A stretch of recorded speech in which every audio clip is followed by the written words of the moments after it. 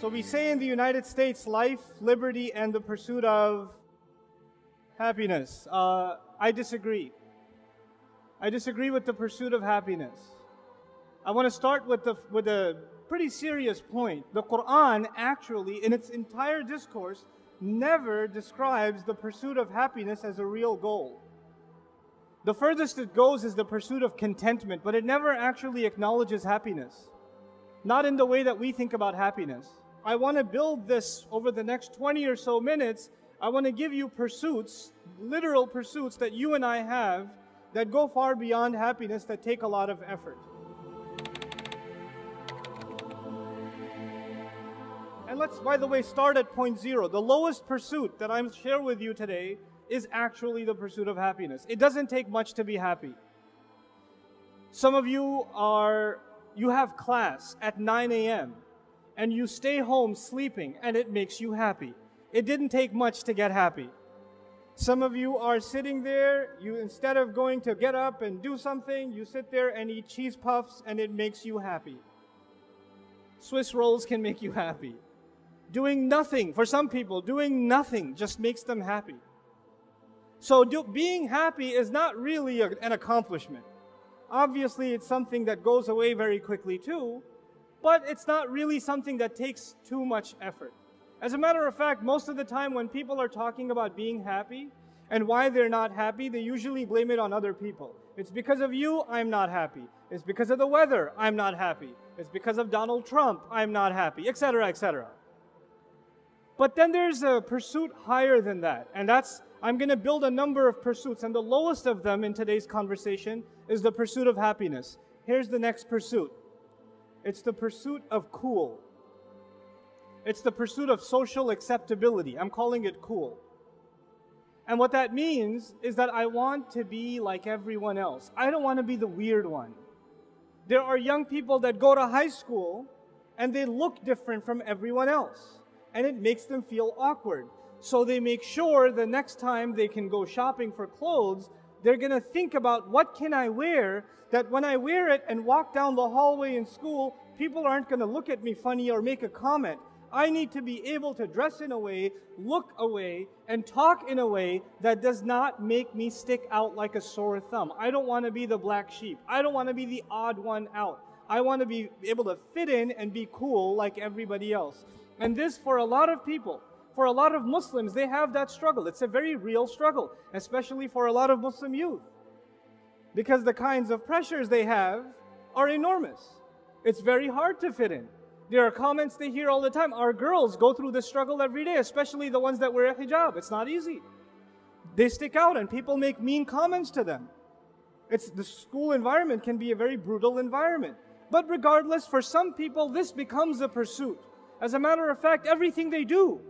I've even met young people, they don't even like listening to certain kinds of music, but they only do so because all the other friends do it, and they'd feel weird if they didn't do it. They dress a certain way because if they didn't, their friends would actually make fun of them. This becomes a pursuit for people. And by the way, this is not just something that affects young people. It affects old people too. It affects our elders too. They want to fit in too.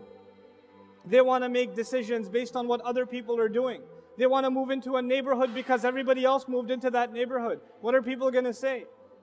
Their financial decisions, their business decisions, their family decisions, even who they're going to let their kids marry decisions are almost all the time based on what they think is socially acceptable. They don't think about what's best for them or what's best for the family, but rather what's socially acceptable. That becomes more important.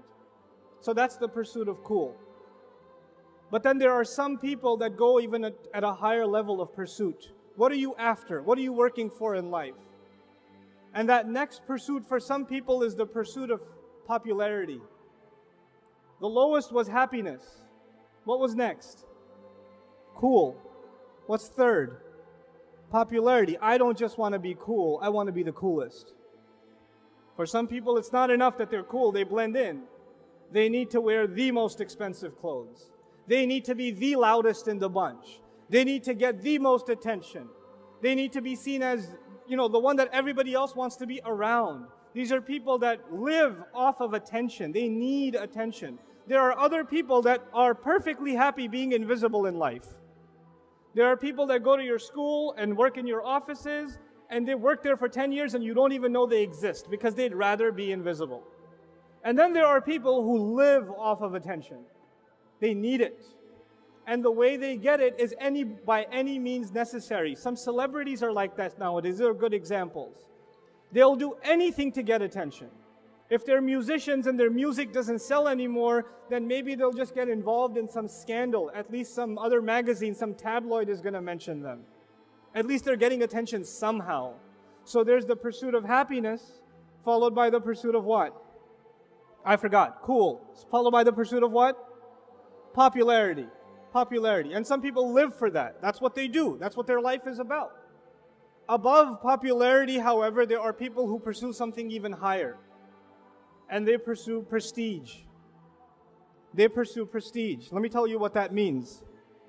For a lot of people in this world, it's not actually what you've accomplished, but the fact that you look like a big deal.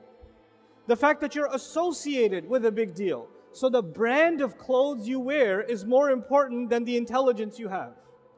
The words you have to say, the work you've actually done. The kind of car you drive becomes really important. So for some of you whose families are not doing so well financially, and your dad drives a 1988 Buick something, you'd rather be dropped off 4 blocks before your school. Because you can't be associated with a beater. If it was a BMW, if it was a Mercedes, if it was, it was something worth showing off, then you'd be dropped off at the front of the school. There are people who love telling you which college they go to. By the way, I'm asking for directions to the airport. The guy says, by the way, I went to Harvard. Thanks, but where's the airport? You feel the need to let people know that your self-worth has now increased in some way because your name is associated with Harvard. Your clothes, your body is associated with brand name clothes. Something. And for some people, it's actually who they've met, who they've affiliated with. You know who I met? You know who I have a selfie with? It's not actually about you, it's about these associations. You could go to Harvard and be failing all of your classes, but you still get to say, I go to Harvard. You could say that. But at least it looks good on paper. Prestige. And for a lot of people, their entire life is about the image of prestige. That's all it is. That's all they work for. I'm going to start from scratch again. What was the lowest pursuit? Happiness. What was above that? Cool. What was the third? Popularity. And above it is what? Prestige. Some of you, your parents have ingrained in you that you must graduate out of med school because unless you're a doctor, you will have no prestige in society. Nobody will want to marry you. And until you do this, you will have absolutely no prestige. Some of you are working and you rent an apartment and your parents are saying until you buy a house in a mortgage that is far beyond anything you can make economic sense of, until you own a house, you have no prestige. Anybody who has any respect owns a house at least. And out of prestige, people put themselves in social difficulty, psychological difficulty, economic difficulty, spiritual difficulty. Just out of prestige. But then there are people who pursue even higher. We've made a list of quite a few things, but we're going to keep going. There are people whose lives are dedicated beyond prestige to one thing and one thing only. الَّذِي جَمَعَ مَالًا وَعَدَّدَهُ. Money. They don't care about prestige. They don't care about looking cool. They don't care about being popular. They don't care about happiness. They don't care about anything. All they care about is what? Money. And these people are good at making money. They wear smelly, dirty t-shirts. They look like they're homeless, but they're making 30 grand a day. They know how to make money. And they're driving like the ugliest car. They don't spend it on anything. If you look at them, if you met them, you would not know that they are worth millions of dollars, but they are. Because these people are focused. They know that that happiness or cool or popularity or prestige isn't worth it. The real deal is how you make money. And these people are smart and they work hard. They work hard. These are rigorous people. They know how to get the job done. They know how to make that money. They live a miserable life too, by the way. Because they spend all of that energy, and they have a God-given gift. Maybe they're entrepreneurs or they're really good at their career and they know how to get those promotions. They exhaust every bit of their energy in this direction, and they leave behind a family that's been abandoned. They don't have much in terms of friends. They don't really even take care of their own health. They are miserable in every other aspect of life. The only time you see them come alive is when there's talk about the business, when there's talk about the next investment, when there's talk about moving the career further. That's all they pursue. So that's money. I forgot the list. What was the first one? Happiness. Then cool. Then popularity. Then prestige. And on top of that one, money. And then there are people, and by the way, as I go up, it takes more effort, if you notice. Happiness, eat a banana and be happy. It doesn't take no effort. Being cool requires a little more effort. You want to get popular, you got to do some stuff. You got to make some more effort. You want to get prestige, it's going to cost you. You want to get to make money, you're going to put a lot of work in. You understand? As we go higher up, it takes more and more grit, more and more work, more and more effort on your part. Now the pursuit above that is actually pretty amazing. It's the pursuit of excellence. It's the pursuit of excellence. There are people among the audience here that are wired that way. They don't care about money or anything else I just mentioned. All they care about is being number one. They don't want to just pass the class. They want to be the highest grade. They don't want to graduate. They want to be the valedictorian. They don't want to be the basketball player that made the team. They want to be the MVP. And these people are never satisfied. They're never satisfied. They could get 100 on every exam and they're still like, I need to do more. I'm not doing enough. They could be winning they could be an athlete and they are ahead of their entire team. They've broken every record and they still don't take a rest because they're constantly fighting not against an opponent, but against themselves. They're constantly looking to say to themselves, I haven't done enough. I haven't pushed enough. I haven't gone far enough. And these are some incredible people in the world. These are people, you'll find these people athletes. You'll find them, some of these are entrepreneurs and scientists. Some of these people are researchers. Some of these people are activists, community activists. But they have one thing in common. This grit. They're constantly pushing themselves further. They're not like, if they were in a race and they were ahead of everybody else by 100 feet, they wouldn't slow down. They wouldn't say, well, at least I'm winning. No, I've got to beat my own record. That's how these people think. They are in pursuit of what? Excellence. And these are very few people in the world. Most of us, when we get to a passing grade, we're like, Most of us, if we're doing okay, if we got a B, you would be happy. These guys, they would be crying if they got an A. You met some of these psychos in school. They get a 99 and cry about it. You met those people? You want to slap them across the face so hard. You got a 75 and you went to Umrah to thank Allah. But these people got a 99 and they're like, how did I make that 1 point mistake? And then they're arguing with the teacher for extra credit and you just want to run them over after the school day is done. Right? That's what you want to do with them. But you understand they're wired differently. They're not like you and me. They're different. This was the pursuit of excellence. There are people that aren't, even being excellent isn't enough, because excellence is actually just about yourself. That's still just about yourself. You want to be better than anybody else and yourself. You want to crush your own record. It's still focused on you. Then there are people that say life is bigger than just aspirations that I have for myself. I want to change the world in some way. I want to leave an impact on this planet. I want to make my neighborhood a better place, my school a better place, my government a better institution, my country a better nation. I want to help children around the world. I want to help this industry or that industry. I don't just want to be the top engineer. I want to be the top engineer that develops, clean water programs and invents things that are going to help villages across the world that have a clean water problem. I don't just want to be a doctor. I want to create solutions that can provide medical support to places and people who can't afford it. I want to change the world for the better. I lose sleep over this all the time. And they, by the way, they have the drive for excellence already. But that excellence is not for themselves. it's for others. These people are concerned with impact. And there are a lot of young people today that are graduating out of top schools across the United States, Europe, Australia. They get their MBAs, they have 4.0 GPAs, they can get six-figure salaries even in their senior year of college, and they turn it down because they want to work for a nonprofit for not even half the salary. Because what drives them is not money, it's not even excellence. What drives them is what? Impact. What drives them is impact. And by the way, people that are driven by impact are very few people in the world. Most people just want to think about themselves. Most people just want to think about their own. And just be, so long as they can be happy, they're fine. Actually, most people are just at the level of happy. If I have my lunch and dinner, I'm happy, I'm good. I don't need anything else.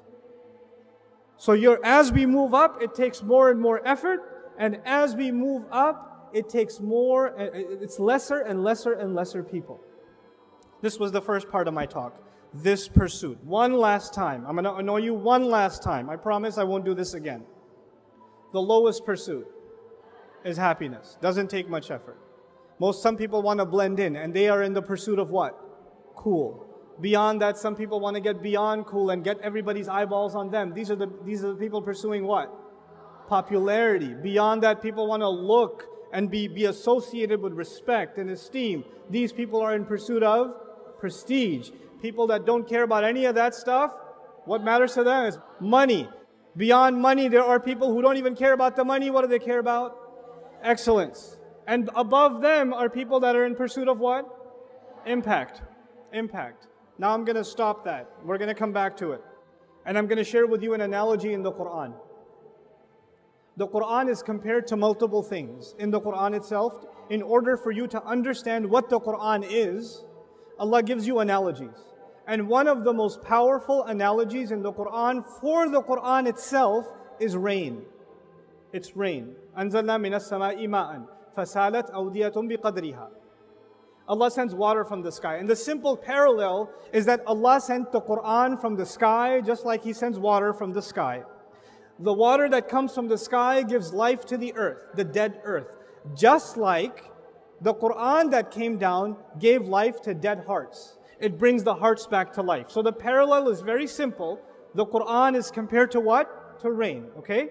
Now, let's think about rain deeply a little bit in the way Allah describes it, because when Allah is describing rain and the effect of rain, what He's also talking about is the Quran and the effect of the Quran.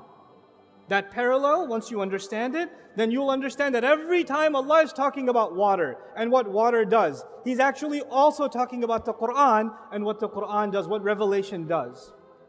Now, one of the descriptions of rain is that it produces vegetation, it produces life. But it doesn't produce the same kind of life. It's the same water that falls all over the earth, but the kinds of fruits and the kinds of trees, the kinds of flowers, the kinds of grass, the kinds of vegetation and shrubs that come out of the earth are all very diverse. All very diverse. As a matter of fact, even the fruits that look the same. Maybe there's an orange tree here, and there's an orange tree somewhere in Southeast Asia. The orange is going to taste different, isn't it? It's not going to be the same. So even though the water is the same, what it produces in fruits and benefits and life is actually very, very, very diverse, isn't it? This is important to understand because the Quran is one and the same. The Quran is one and the same.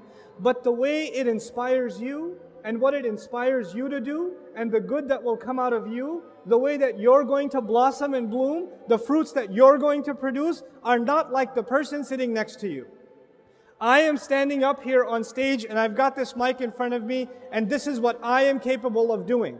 But that does not mean that that is the capability Allah gave you. Perhaps you are a different kind of tree, a different kind of shrub, a different kind of plant. There's not one thing to do for Islam. There are countless numbers of things to do for Islam. The earth, all of the earth needs water. And all of it will produce vegetation. And all of that vegetation and all of that produce has its own purpose. Think about that and understand that every one of you has unique potential. And your life is going to be a life, if you understand the analogy of the Quran, plants have an impact, don't they?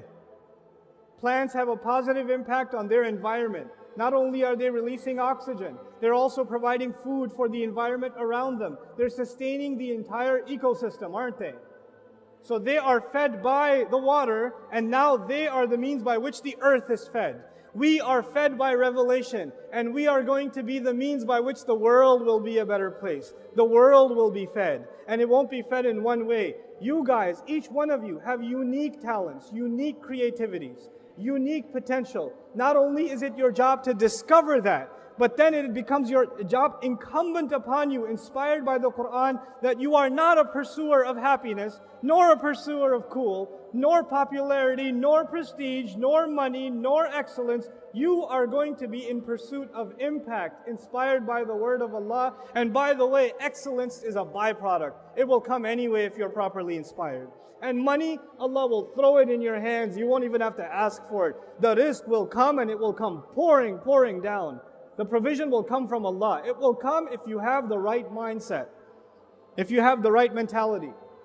But you and I have to now start thinking about being people of impact.